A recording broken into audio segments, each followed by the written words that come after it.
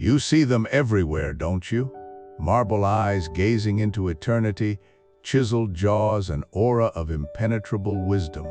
Aristotle, Plato, Socrates, names synonymous with profound thought, lofty ideals, and, let's be honest, sometimes a touch of dustiness. They're presented as these unblemished intellectual titans, untouched by the petty anxieties of everyday life, forever contemplating universal truths from some elevated philosophical perch.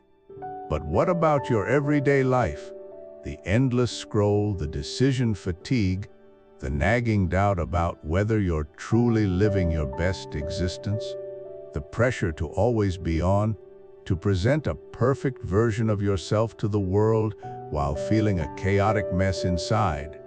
It's exhausting, isn't it? What if I told you that the very minds who shaped our understanding of morality, politics, and the cosmos were, in fact, just as messy, as flawed, as gloriously, tragically human as you and I?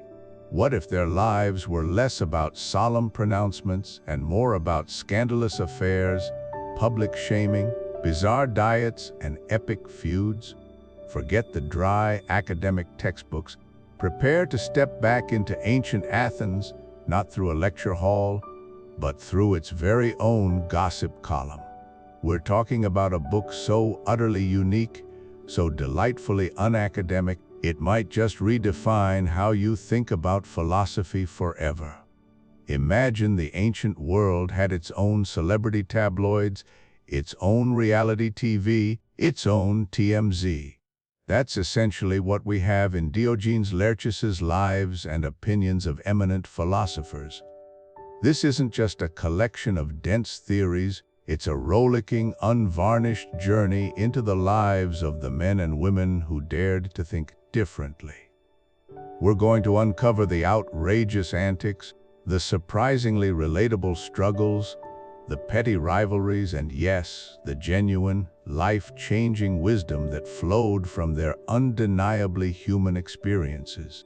Get ready to meet the real philosophers, the rock stars, the rebels, the weirdos, and the surprisingly relatable figures behind the marble busts. Welcome, fellow seekers of wisdom, to a journey not just through history, but through the very fabric of human experience.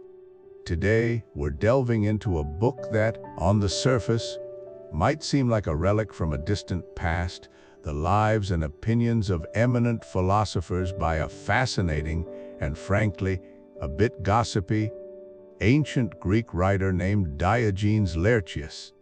Now, I know what you might be thinking: ancient Greek philosophy? Sounds a bit dry, a little academic, perhaps a touch intimidating.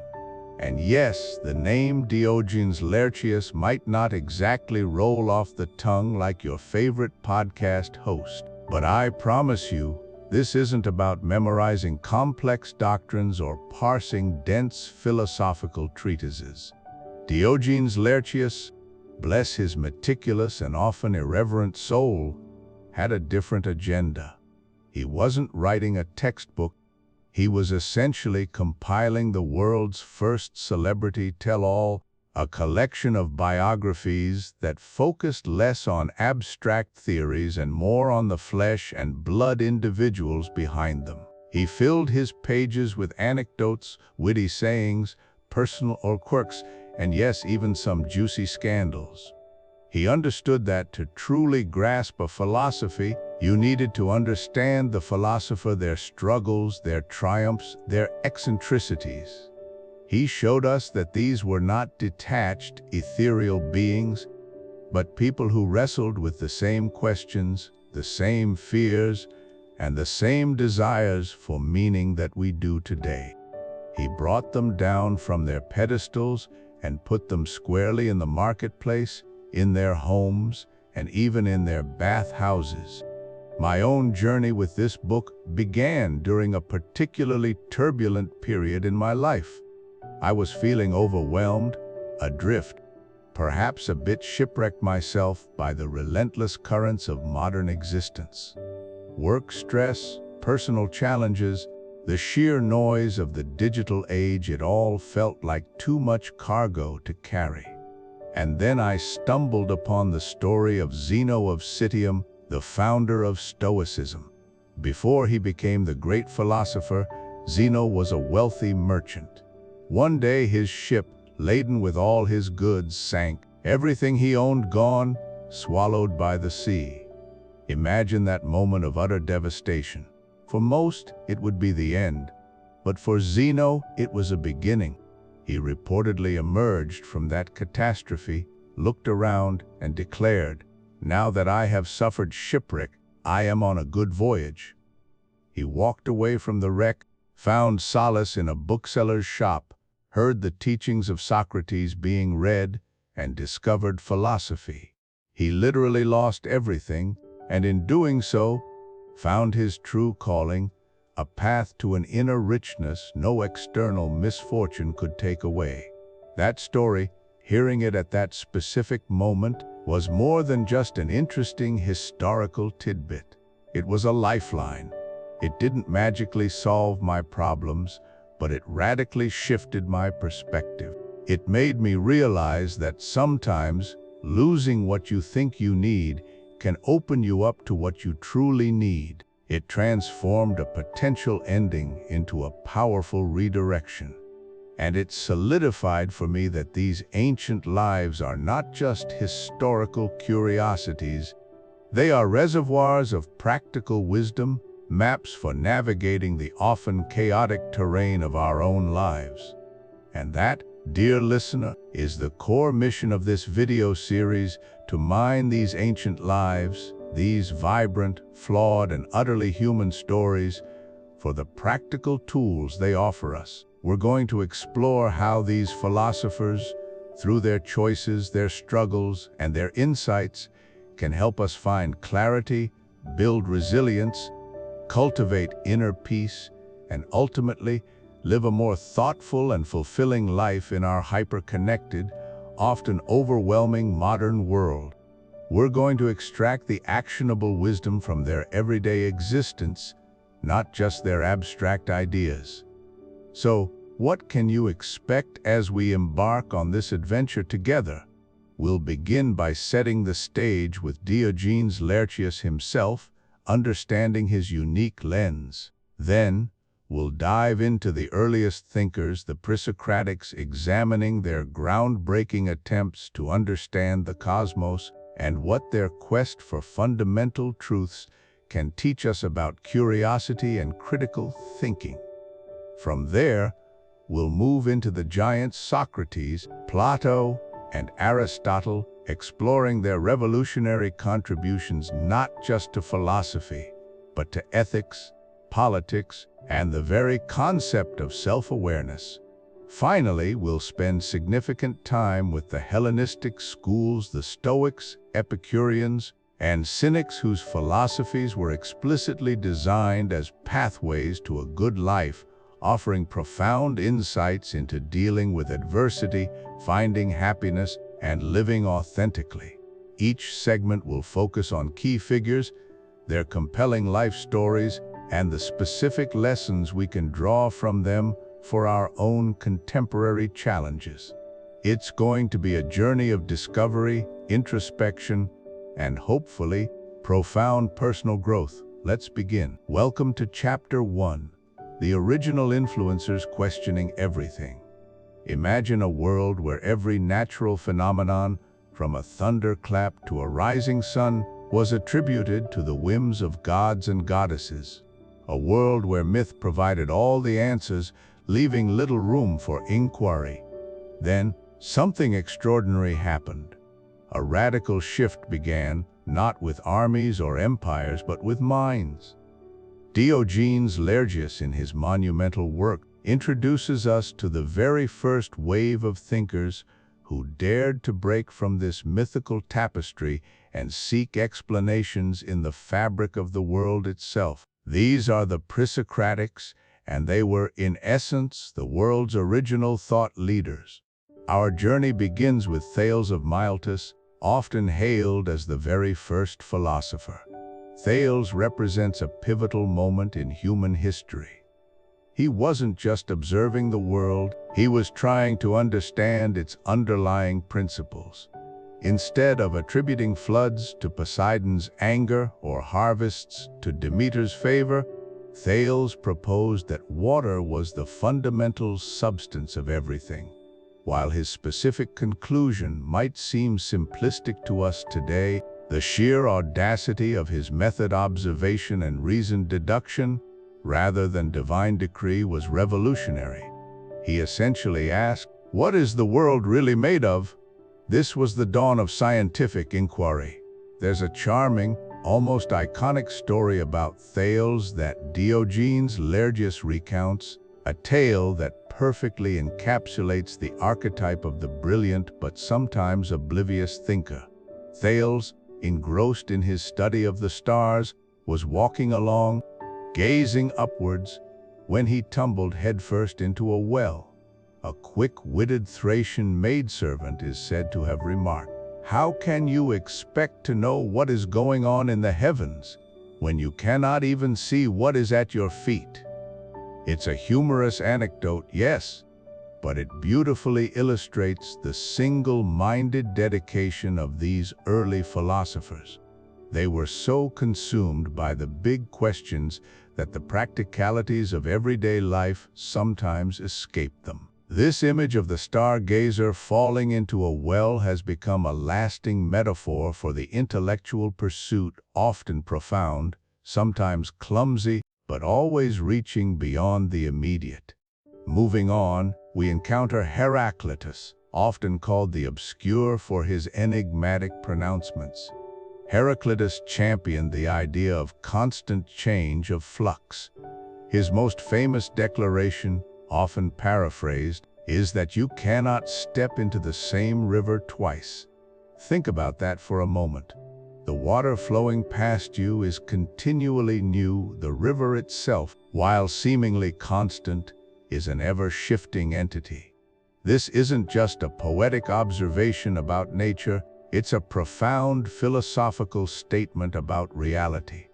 Heraclitus taught us that change isn't just an occasional event, it is the fundamental nature of existence. In our modern lives, especially in dynamic careers and rapidly evolving industries, Heraclitus's insight resonates powerfully.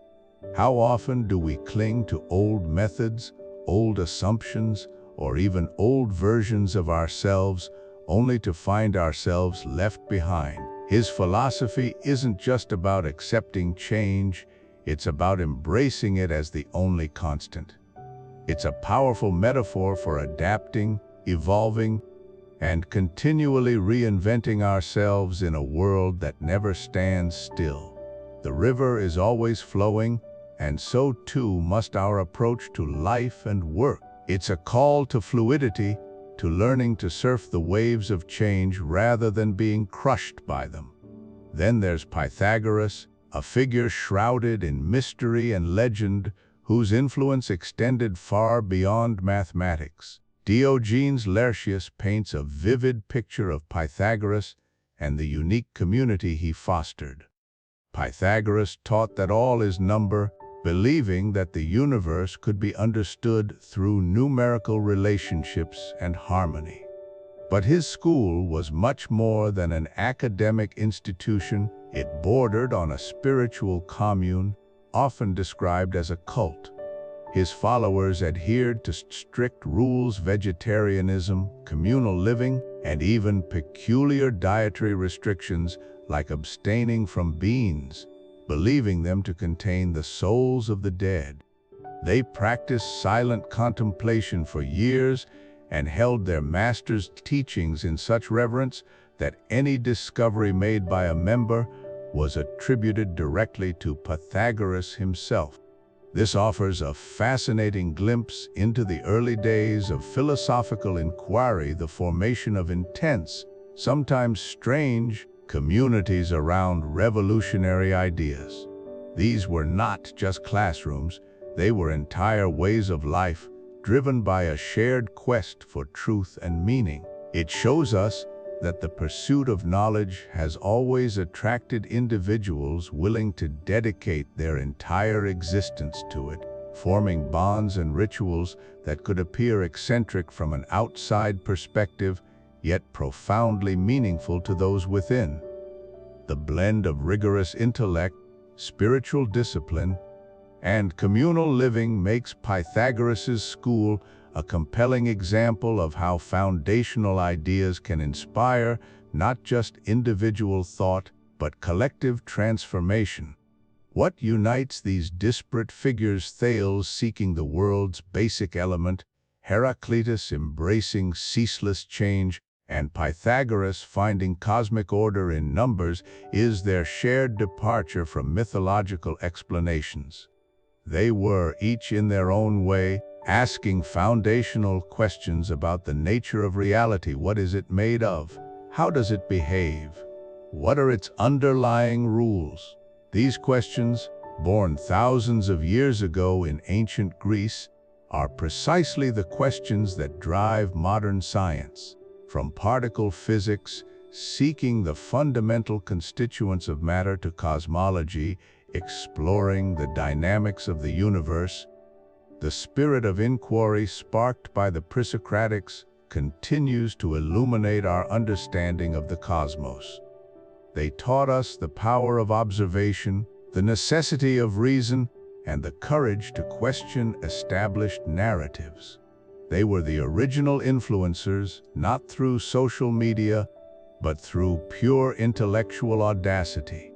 Their legacy isn't just a collection of quaint theories, it's the very bedrock of our scientific and philosophical tradition, a testament to humanity's enduring drive to understand the world, not as it's told in tales, but as it truly is. And it's this groundbreaking spirit that Diogenes Laertius diligently preserved for us, ensuring that the voices of these pioneering thinkers echo across millennia. Welcome back to our journey through Diogenes Laertius's lives and opinions of eminent philosophers. In Chapter 2, we pivot from the very idea of philosophy to its most iconic practitioner, a figure whose very existence was an ongoing public debate: Socrates. He wasn't a remote, dusty sage. Instead, Diogenes Laertius paints a vivid picture of a disruptive public figure, a gadfly, who perfected the art of being productively annoying. Forget the marble busts.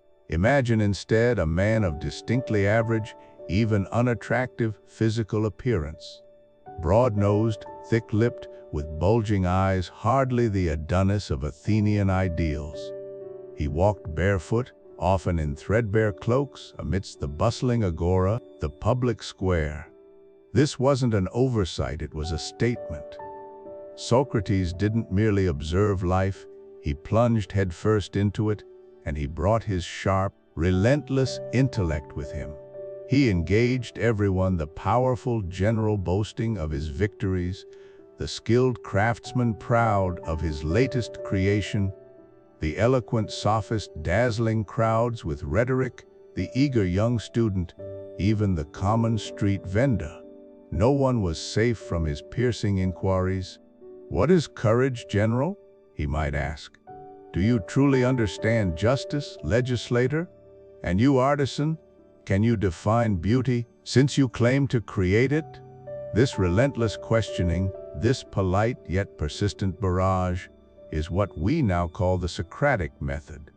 But let's be clear, its primary goal wasn't to win an argument, to humiliate, or to prove intellectual superiority. Rather, it was a practical, often uncomfortable, tool for self-examination. Socrates wasn't just challenging their assumptions, he was showing them how to challenge their own assumptions. In a world saturated with opinions, quick takes, and algorithms feeding us what we already believe, Socrates' method offers a potent antidote. It's about peeling back layers of received wisdom, exposing logical inconsistencies, and forcing a deeper, more honest understanding of one's own beliefs and values. It compels us to ask, why do I believe this? Is this truly what I mean? Have I considered all perspectives? It's about building intellectual integrity from the ground up, not just accepting prefabricated truths. This persistent inquiry, however, eventually led him to a dramatic and tragic climax. Accused of impiety and corrupting the youth, Socrates faced trial. He could have fled, he could have compromised, but true to his principles, he refused. His defense was not an apology but a reaffirmation of his life's mission to provoke, to question, to seek truth. With remarkable composure, he accepted the jury's verdict of death, choosing to uphold the laws of Athens even when they condemned him unjustly. His final moments, calmly drinking hemlock, surrounded by weeping disciples, are a testament to his unwavering commitment to his convictions. It's an inspiring, if heartbreaking, display of integrity, a defiant assertion of the examined life over convenient submission. This brings us to his most famous declaration: the unexamined life is not worth living. In Socrates' time, this was a radical challenge to complacency. In our modern age, it's nothing short of a clarion call. We live in a world overflowing with distractions, endless feeds, constant notifications, curated realities. It's incredibly easy to drift through life, passively consuming information, accepting narratives without critical thought, and rarely pausing to truly reflect on our own motivations, our moral compass, or the genuine purpose of our actions. Socrates implores us to resist this current, to actively engage with our inner world, to question our habits, our beliefs, our values, and the very fabric of our society. To embrace the Socratic spirit is to cultivate an inner gadfly, a constant companion that prods us towards greater self-awareness and authentic living. It's about making conscious choices, understanding ourselves, and ultimately, living a life that is truly our own, rather than a mere reflection of external pressures. His legacy isn't just a historical footnote, it's a living invitation to cultivate a perpetually curious, critically aware mind, to be productively annoying, even to ourselves, for the sake of a richer, more meaningful existence. Welcome back to our journey through Diogenes Laertius's lives and opinions of eminent philosophers. We've explored the lofty ideals of Plato, the rigorous logic of Aristotle, and the profound wisdom of Socrates. But now, prepare yourselves for a stark contrast, a deliberate jolt to the system.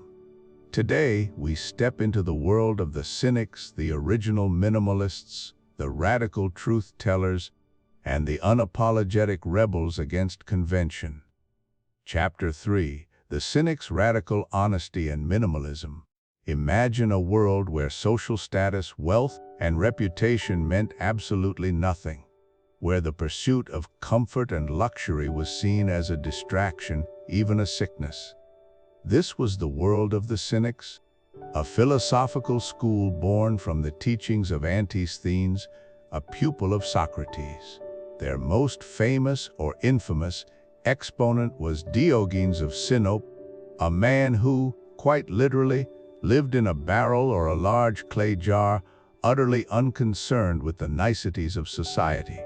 He challenged every assumption, every politeness, every unspoken rule of Greek life with a ferocious, often humorous, bluntness. Perhaps the most iconic story that encapsulates Diogenes' radical spirit is his legendary encounter with Alexander the Great. Alexander, at the height of his power, a conqueror whose name struck fear and awe across continents, sought out the eccentric philosopher in Corinth. He found Diogenes, as usual, sunbathing near his jar. Alexander, surrounded by his retinue, grandly offered, "Ask of me whatever you wish." Diogenes, barely stirring, looked up at the world's most powerful man and calmly replied, "Stand out of my sunlight." This wasn't merely a rude dismissal, it was a profound philosophical statement. Alexander, for all his might, could not grant Diogenes the one thing he truly valued: his unhindered connection to nature and his absolute independence. Diogenes showed that true freedom wasn't found in ruling empires, but in mastering oneself and reducing one's needs to the bare minimum. Alexander himself was reportedly so struck by this audacity that he remarked, "If I were not Alexander, I should wish to be Diogenes." It's a testament to the power of a life lived authentically, unburdened by societal expectations. Central to Cynic philosophy was a practice they called anaskepsis, a rigorous process of re-examination, of scrutinizing every value, every belief, every social convention. They asked which of these rules, these traditions, these desires actually serve our true well-being, and which are merely artificial constructs that trap us in a web of anxiety, competition, and endless striving. They stripped away the layers of polite society, of conventional morality, to uncover what they believed to be the natural, most honest way of living. This radical questioning resonates powerfully today, reminding us to periodically re-evaluate our own lives, our consumption habits, and our pursuit of fleeting trends. It's the ancient precursor to modern movements like minimalism, digital detoxing, and the pursuit of slow living. All calls to step back and ask what genuinely adds value to our existence. Diogenes didn't just theorize, he performed his philosophy in the public square. His life was a continuous piece of performance art, designed to provoke thought and challenge hypocrisy. Famously, he walked through Athens in broad daylight, carrying a lit lamp, claiming he was looking for an honest man. He ate in the marketplace, an act considered uncouth, simply because he was hungry and saw no natural reason not to. These aren't just anecdotes, they are deliberate acts of social commentary, akin to modern protest art, flash mobs, or satirical performances designed to expose societal absurdities.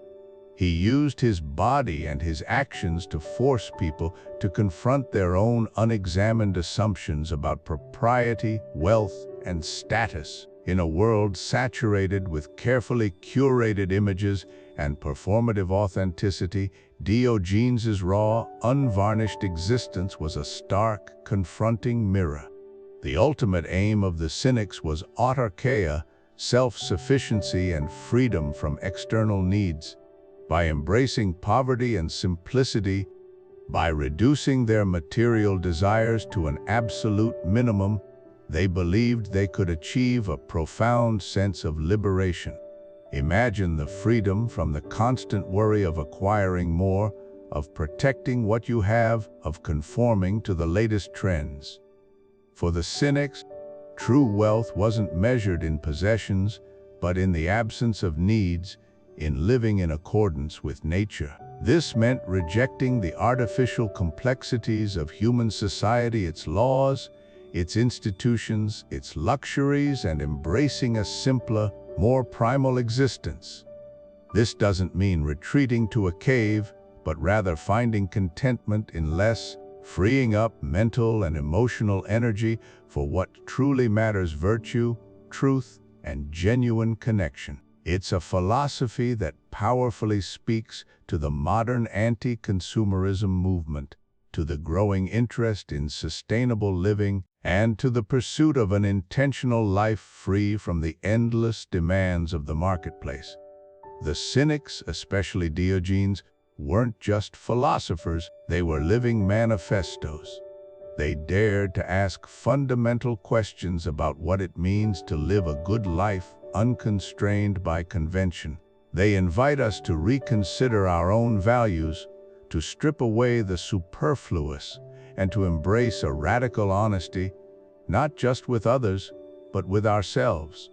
Their legacy continues to challenge us to this day. Are we truly free, or are we prisoners of our own desires and societal expectations? From the sun-drenched academies of ancient Athens, we now turn our gaze to a fascinating intellectual drama, the relationship between Plato, the visionary idealist, and his most brilliant student Aristotle, the grounded empiricist. It's a clash and convergence of two titans who, though deeply connected, offered profoundly different paths to understanding the good life and the nature of reality itself.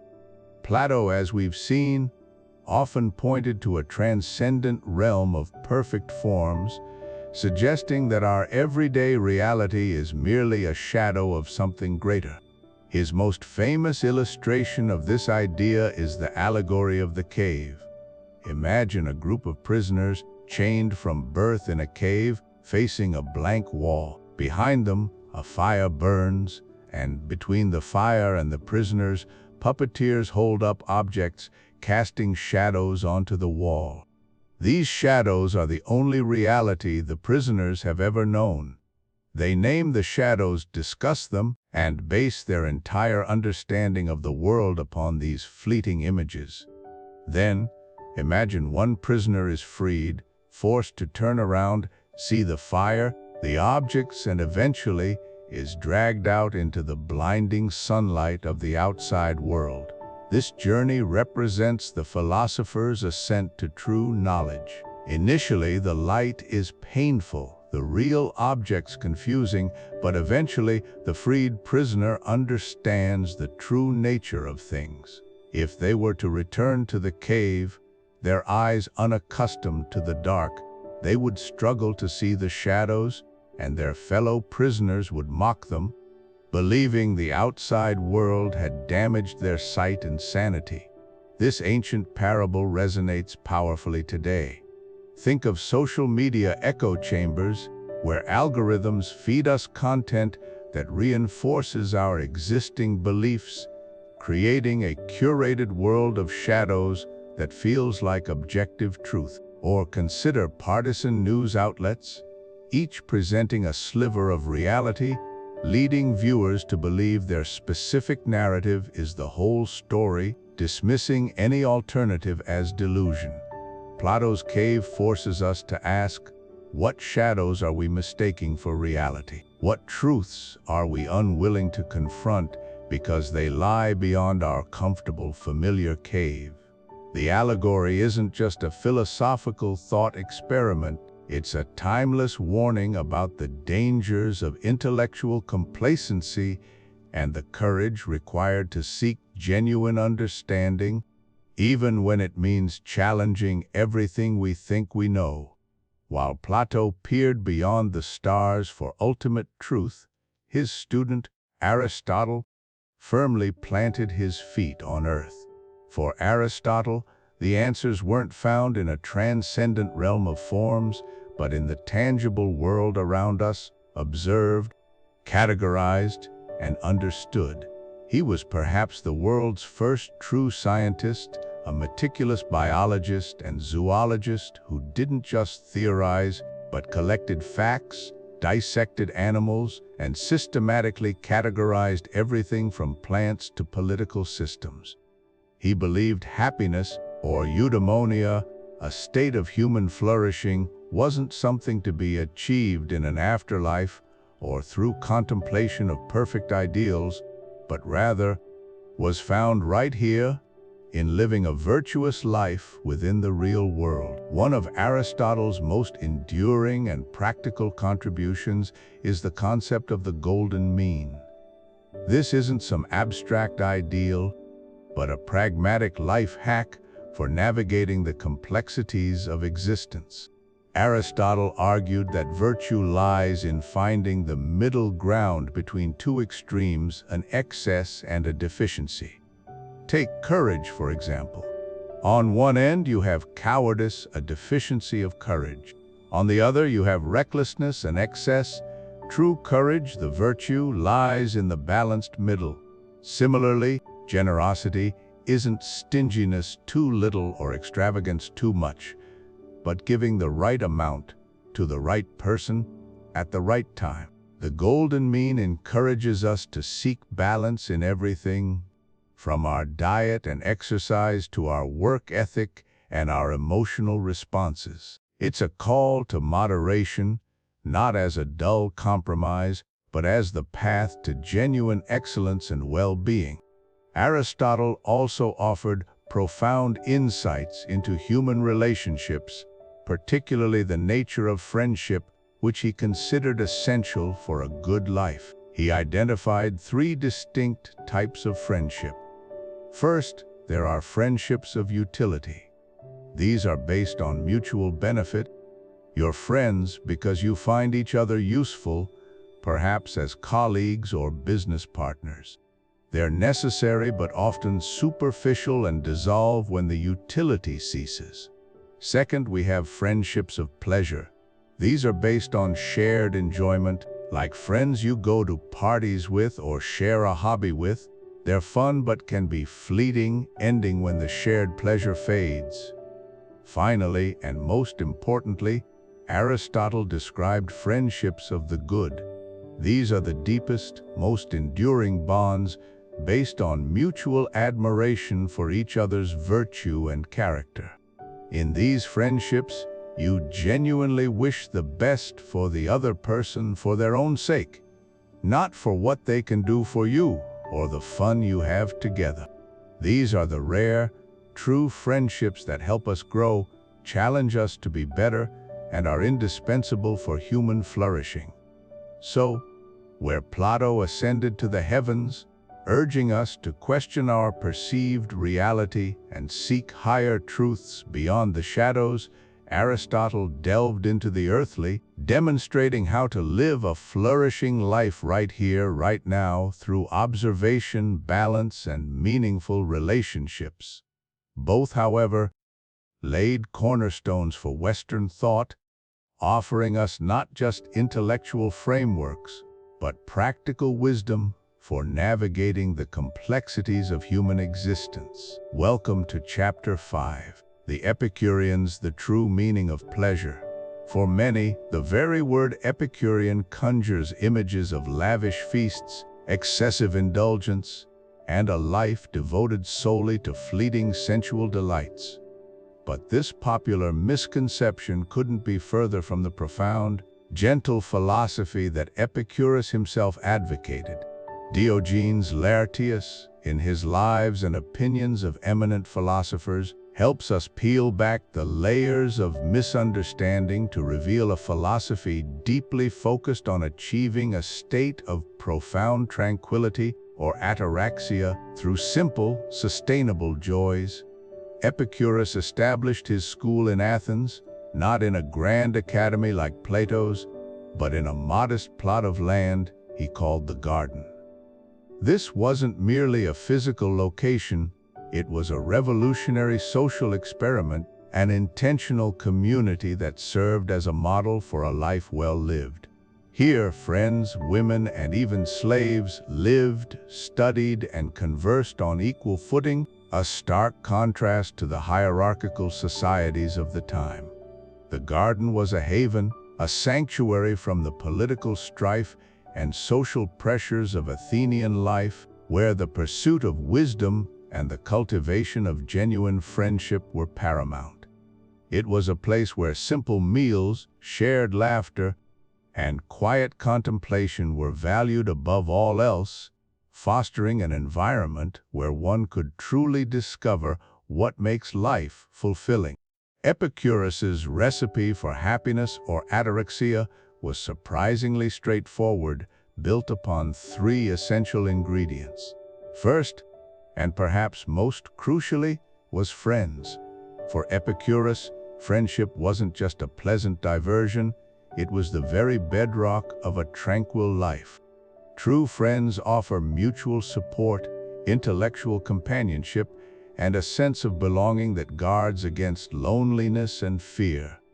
Second was freedom, which Epicurus defined not as political liberty, but as self-sufficiency. This meant cultivating independence from external pressures, freedom from the need for wealth, power, or public acclaim. It encouraged a simple lifestyle, free from the anxieties that come with striving for more than one truly needs. And finally, the third ingredient was an analyzed life. This involved the application of reason to understand the world and, crucially, to confront and overcome one's fears, especially the fear of the gods and the fear of death. By engaging in rational inquiry, one could dispel superstitions and anxieties, leading to a calmer, more serene mind.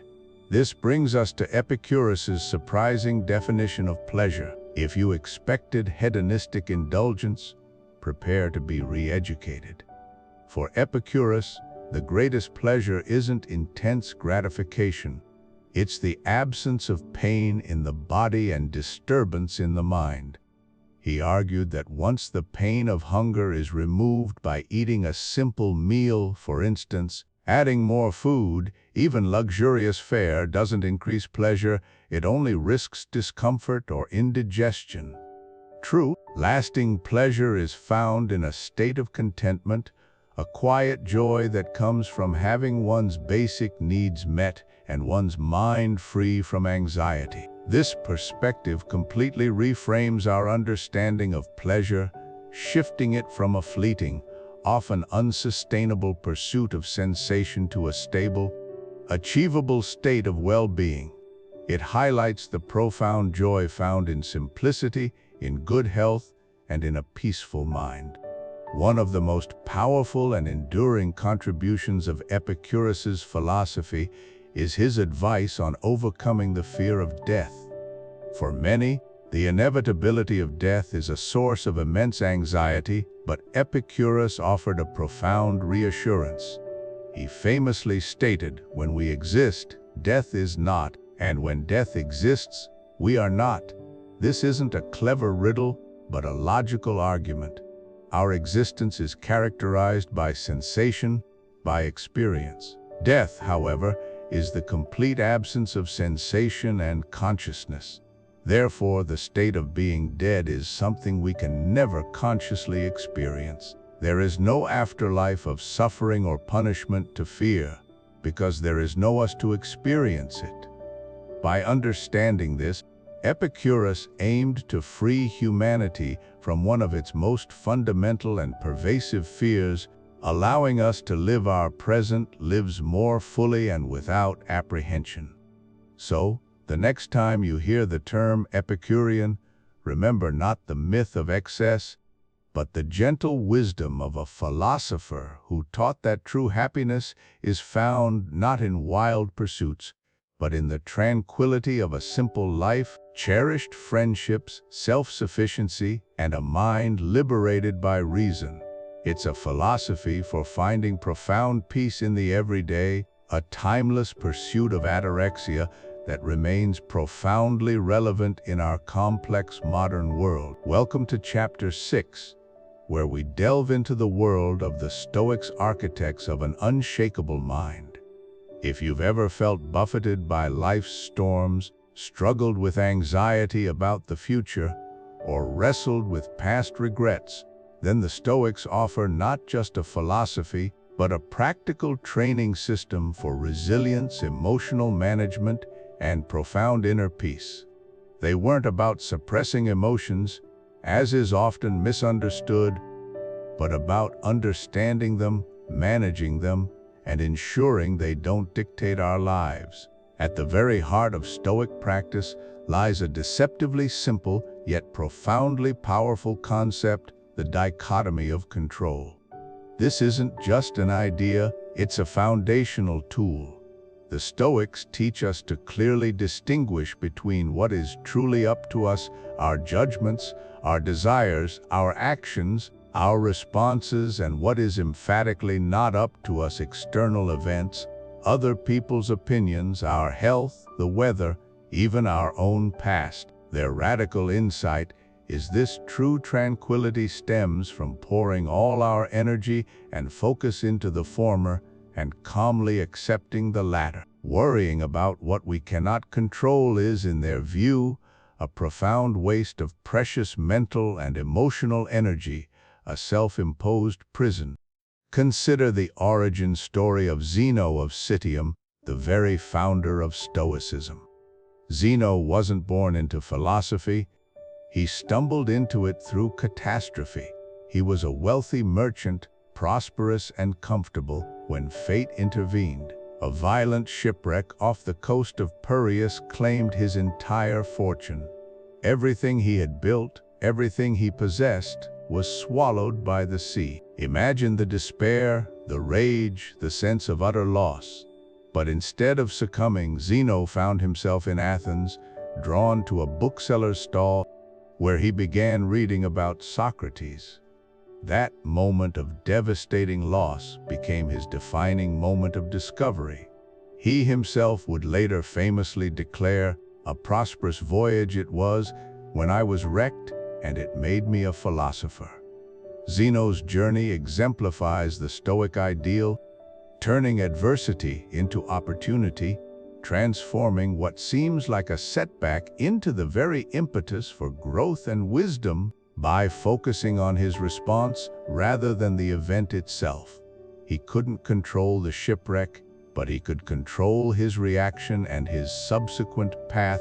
This leads us directly to another core Stoic concept, one that offers a potent antidote to regret and resentment: amor fati, or the love of one's fate. This isn't a call for passive resignation or a grim acceptance of the inevitable. Instead, amor fati is an active, even joyful, embrace of everything that happens, the good, the bad, and the indifferent, as necessary for the tapestry of our lives. It's about not wishing things were different, not fighting against reality, but integrating every experience into our being. As Epicurus might put it, don't seek for things to happen the way you want them to. Rather, wish that what happens happens the way it happens, then you will be happy. Seneca, too, often reminded his readers that obstacles are not roadblocks, but rather opportunities to practice virtue and test our inner strength. By loving our fate, by willingly accepting what is beyond our control, we strip regret of its power and free ourselves from the corrosive acid of resentment. We become agents of meaning, transforming any event into a stepping stone. The Stoics weren't just theorists, they were profoundly practical. They offered a suite of mental exercises, tools for daily living designed to cultivate an unshakable mind. One such powerful technique is negative visualization. It sounds counterintuitive, perhaps even morbid, but its purpose is deeply enriching. This exercise involves regularly imagining losing the very things you cherish: your loved ones, your possessions, your good health, your reputation. Imagine a day without your partner, or your home destroyed, or a sudden illness striking. The goal is not to dwell in misery, but to achieve two vital outcomes. First, it fosters profound gratitude for what you currently possess. By momentarily imagining its absence, its presence becomes brighter, more precious. You appreciate the warmth of your home, the laughter of your children, the simple act of walking without pain. Second, negative visualization acts as a mental rehearsal for hardship. Life is unpredictable. Loss and change are inevitable. By mentally preparing for these eventualities, you build resilience. When something undesirable does occur, it won't hit you with the same shock and despair, because you've already contemplated its possibility. You've inoculated yourself against its worst psychological effects, allowing you to respond with greater equanimity and wisdom. The Stoic path, illuminated by figures like Zeno, Seneca, and Epicurus, is ultimately a journey towards freedom from external disturbances, freedom from the tyranny of unexamined emotions, and freedom to live a life guided by reason and virtue. It's a call to become the master of your inner world, to build that unshakable mind, one deliberate thought and one conscious choice at a time. Through the dichotomy of control, the embrace of amor fati, and the practice of potent mental exercises like negative visualization, we can navigate life's inevitable challenges not just with endurance, but with strength, grace, and an enduring sense of peace. Welcome back to our journey through the lives and ideas of ancient philosophers as chronicled by Diogenes Laertius. In this chapter, we delve into a school of thought often misunderstood, the Skeptics. When you hear skepticism today, it might conjure images of cynicism, doubt, or even outright negativity. But for the ancient Greeks, particularly the pioneering figure of Pyrrho of Elis, skepticism offered something profoundly different, a path to mental peace and freedom born from intellectual humility. At the heart of ancient skepticism was a practice called epoch, the suspension of judgment. This wasn't about denying truth or becoming passive. It was about acknowledging the limits of human knowledge and the inherent difficulty in forming absolutely certain conclusions about many things. By refraining from making definitive assertions, the skeptics believed one could achieve ataraxia, a state of unperturbed tranquility. Diogenes Laertius paints a vivid, almost comical, picture of Pyrrho himself, illustrating his radical commitment to this principle. Pyrrho was so dedicated to suspending judgment, so wary of committing to any fixed belief or opinion, that he took it to an extreme. We're told that his friends often had to follow him around, literally saving him from walking off cliffs, falling into ditches, or stepping into the path of oncoming carts. He wouldn't make the judgment that a cliff edge was dangerous or that a cart was imminent. He simply refused to assert anything, even for his own safety. While few of us will take Pyrrho's commitment quite so literally, his philosophy offers a potent antidote to a very modern malaise. In our contemporary world, we are barraged by information, a relentless torrent of data, news, and opinions. Every headline screams for our attention, and every social media feed demands an immediate, firm opinion on every complex issue. The pressure to know everything, to have an answer for everything, can be utterly exhausting, breeding anxiety and a constant sense of intellectual inadequacy. We feel compelled to take sides, to declare certainty, even when the evidence is incomplete or ambiguous. This is precisely where ancient skepticism, reimagined, becomes a powerful modern skill. Embracing the freedom of "I don't know" is not intellectual laziness. It's the very bedrock of critical thinking. It's the ability to pause, to question, to examine claims without immediately buying into them or rejecting them wholesale. In an age rife with misinformation and sophisticated propaganda, the capacity to suspend judgment, to differentiate between what is presented as fact and what truly withstands scrutiny, is more vital than ever. It allows us to identify and resist misinformation not by being cynical, but by being rigorously thoughtful. The mental relief that comes from honestly saying, "I don't know," in a world that constantly demands certainty, is immense.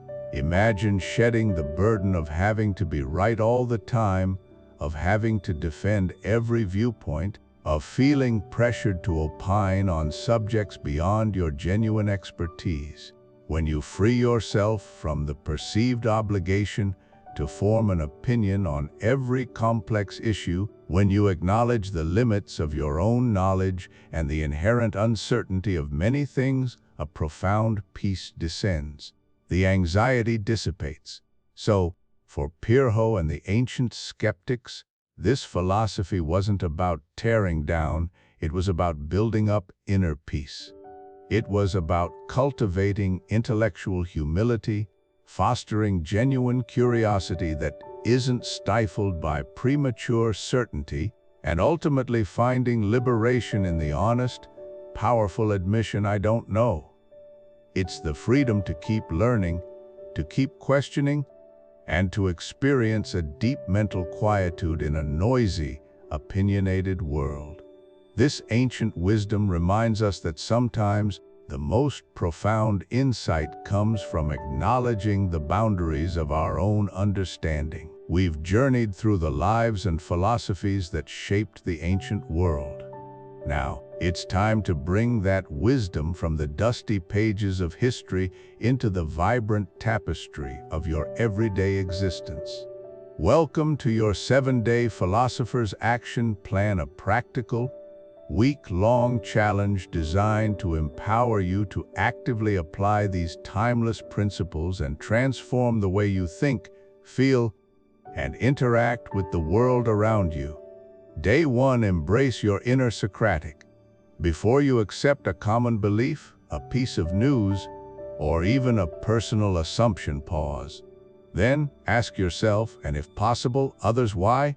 Not just once, but 3 times. Dig deeper. Why do I believe this? Why do others believe it? Why is it truly considered true? Challenge the surface and seek the foundational understanding.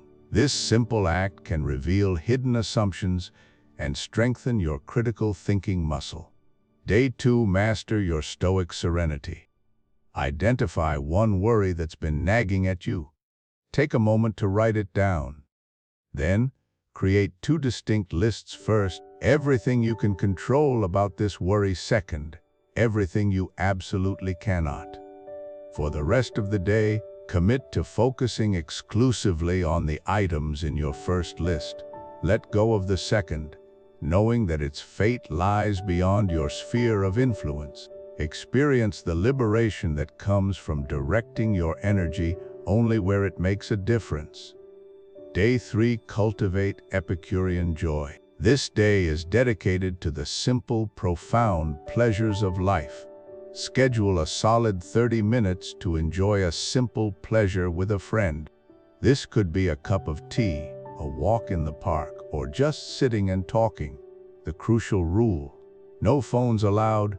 Be fully present, genuinely connect, and savor the tranquility of unadulterated human companionship and shared appreciation for the small, beautiful things.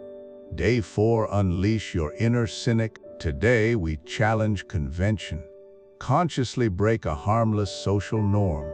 Perhaps wear something delightfully unusual to the grocery store, hum a tune a little too loudly in a public space, respectfully of course, or simply stand for a moment where people usually sit. Observe your feelings. Do you feel self-conscious, liberated, amused? This exercise is about understanding your own reactions to societal expectations and finding a moment of authentic self-expression. Day 5, discover your Aristotelian golden mean. Pick one specific area in your life that you'd like to improve, perhaps your exercise routine, your work habits, or even your daily screen time. Now, identify the 2 extremes, the excess and the deficiency. For example, too much exercise versus too little. Your challenge is to aim consciously for the golden mean, the virtuous balance between these extremes. Find your sweet spot, your proportionate approach, and practice moderation with intention. Day 6, embrace skeptical nuance. Throughout your day, when asked for your opinion on a topic, especially one you might usually jump to strong conclusions about, practice this powerful phrase: "I'm still thinking about that." This isn't about avoidance, it's about giving yourself permission for deeper reflection, for considering multiple angles, and for resisting the urge to offer an immediate, perhaps undercooked, judgment. Allow for nuance and experience the richness that comes with unhurried thought. Day 7, expand your Platonic horizons. For your final day, intentionally engage with a piece of content, an article, a video, a podcast that presents a perspective or an ideology you normally avoid, or perhaps even disagree with. Approach it with an open mind, not to convert, but to truly understand the reasoning, the context, and the worldview behind it. This is about climbing out of your cave and daring to glimpse different forms of truth, broadening your intellectual empathy and understanding. There you have it, your 7-day philosopher's action plan. Each day is a small step, a deliberate choice to live more thoughtfully, more deeply, and more fully. Embrace these challenges, share your insights, and let the wisdom of the ancients illuminate your modern life. As our exploration of Diogenes Laertius's monumental The Lives and Opinions of Eminent Philosophers draws to a close, it's time to distill the vast ocean of ancient wisdom we've navigated into 3 potent, unforgettable takeaways. These aren't just bullet points, they're foundational principles designed to serve as powerful anchors in your personal quest for a more examined and meaningful life. Think of them as your personal wisdom toolkit, ready to be applied, reflected upon, and even shared with a single, impactful thought. Here is your 3-point summary: wisdom to live by, distilled for immediate impact and lasting resonance. Our first profound insight: philosophy is not just abstract theory, it's a practical toolkit for living a better, more examined life. Throughout the pages of Diogenes Laertius, we haven't merely encountered dusty doctrines, but vibrant philosophies in action. From Socrates' relentless pursuit of self-knowledge and ethical living, to Epicurus's careful cultivation of tranquility, to Zeno's forging of a resilient worldview against life's inevitable storms, these were not ivory tower academics. They were pragmatic architects of human flourishing. Their ideas weren't confined to scrolls, they were blueprints for navigation through life's complex terrain. Whether wrestling with ethical dilemmas, mastering emotional responses, understanding our cosmic insignificance, yet individual significance, or simply deciding how to conduct ourselves in daily interactions, ancient philosophy offers a diverse and incredibly robust toolkit.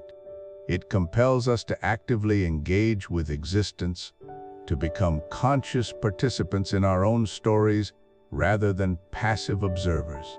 It's about developing mental fortitude, cultivating deep-seated virtues, discovering genuine peace, and understanding the profound wellsprings of joy. This framework empowers you to approach every challenge and opportunity with unparalleled clarity and purpose, transforming what might seem like esoteric concepts into tangible strategies for a richer, more authentically lived experience. It is, fundamentally, a call to action to wield these timeless intellectual instruments to craft a life truly aligned with your deepest values and highest aspirations. Our second essential takeaway: the great thinkers of history were not gods, but flawed, relatable people who wrestled with the same problems we do.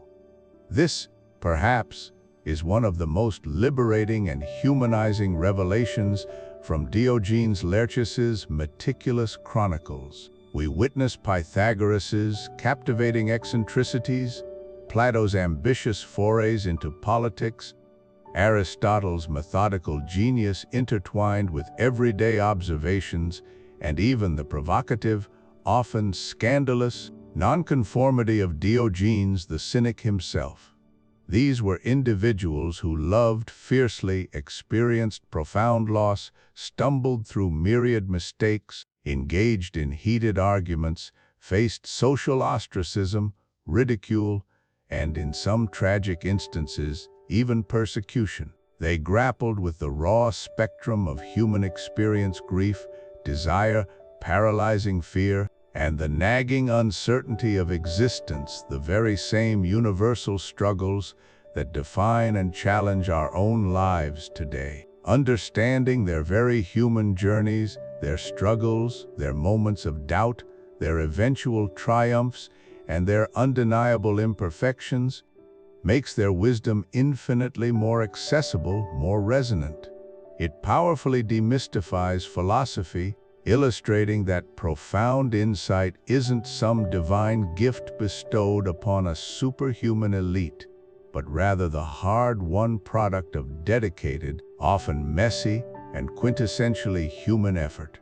Their biographies stand as a poignant reminder that philosophy isn't about attaining an impossible perfection. It's about the relentless pursuit of understanding, the courage to question, the humility to learn, and the continuous journey of growth, even and especially amidst our own undeniable flaws. It's a powerful affirmation that our own lives, with all their inherent imperfections and complexities, are the most fertile ground imaginable for genuine philosophical exploration and profound personal evolution. Finally, and perhaps most crucially, our third guiding principle, true wisdom, isn't just about knowing things, it's about putting ideas into action, starting today. Diogenes Laertius's Lives and Opinions is far more than a mere historical compendium. It serves as an enduring, implicit challenge to every reader. The ultimate aspiration of all this ancient thought, from the Stoics' rigorous call to virtue and duty to the Epicureans' artful pursuit of sustainable tranquility, was never theoretical musing alone. It was to fundamentally transform lives, to move from abstract knowledge to tangible, lived experience. It wasn't sufficient for these ancient luminaries to merely theorize about the ideal life. They committed themselves to embodying it daily. Therefore, true wisdom is never gained by the passive accumulation of facts or the intellectual absorption of concepts alone. It flowers through active engagement, through consistent and intentional daily practice. It's about taking the powerful principles we've explored: self-reflection, courageous ethical conduct, unwavering resilience, incisive critical thinking, and meticulously weaving them into the vibrant tapestry of your everyday existence. Do not postpone this journey, waiting for some grand epiphany or an elusive perfect moment. Start small. Perhaps question a deeply held assumption. Practice a moment of mindful observation amidst chaos. Choose patience over an impulsive reaction. Pause to reflect on your core values before making a significant decision or even a seemingly minor one. Each tiny, deliberate step, each conscious choice to apply philosophical insight compounds exponentially over time, inevitably leading to profound and authentic personal transformation. This journey of wisdom is a perpetual, dynamic process of learning, applying, analyzing, and refining. It is a dedicated commitment to live thoughtfully, rather than merely to think about living thoughtfully. The enduring power of these ancient ideas resides in their timeless applicability, and the true, undeniable mark of understanding them is to commence applying them with intention right now in the very fabric of your own unfolding life. So, as you step back into your day, remember these three core truths: that philosophy is a vital, practical guide for living, that its greatest practitioners were profoundly, reassuringly human, and that its ultimate, transformative value lies not in contemplation alone, but in immediate, purposeful action. Carry these potent seeds of wisdom forward, cultivate them diligently in your daily life, and watch as the enduring legacy of ancient philosophy continues to illuminate your path, guiding you toward a life of deeper meaning and greater fulfillment. Thank you for joining us. on this illuminating journey. As our journey through the lives and opinions of eminent philosophers draws to a close, it's clear that Diogenes Laertius offers more than just historical accounts. He presents a vibrant, often eccentric, tableau of human thought and experience. Each philosopher, with their unique insights and challenges, beckons us to reflect on our own understanding of life, wisdom, and the pursuit of truth. Now I'm eager to hear your reflections. After encountering these fascinating figures, which philosopher's story truly surprised you the most, or perhaps resonated deepest within your own philosophical outlook? Was it the stark simplicity of a Cynic, the grand design of a Stoic, or the profound questions of a Socratic that captured your imagination? Please share your thoughts and your chosen philosopher's impact on you in the comments below. Let's foster a community where these ancient voices continue to inspire modern dialogue. If this dive into the lives of the ancients gave you a new perspective, sparked a fresh question, or simply enriched your understanding of philosophy's roots, please hit the like button. Your support helps this wisdom reach more curious minds. And if you're keen to continue exploring profound ideas and historical sagas with us, subscribe to the channel right now so you don't miss our next adventure. To truly immerse yourself further, to hold these narratives in your hands, or to explore the vastness of Laertius's compilation in its entirety, you'll find a direct link in the description below. We've curated resources there to help you dive even deeper into this indispensable work and related philosophical texts. Remember, philosophy isn't merely an academic pursuit, it's a living, breathing practice. It's about engaging with the world, questioning assumptions, and defining your own path. Take the wisdom gleaned from these eminent thinkers and let it illuminate your journey. Go out there and live your philosophy.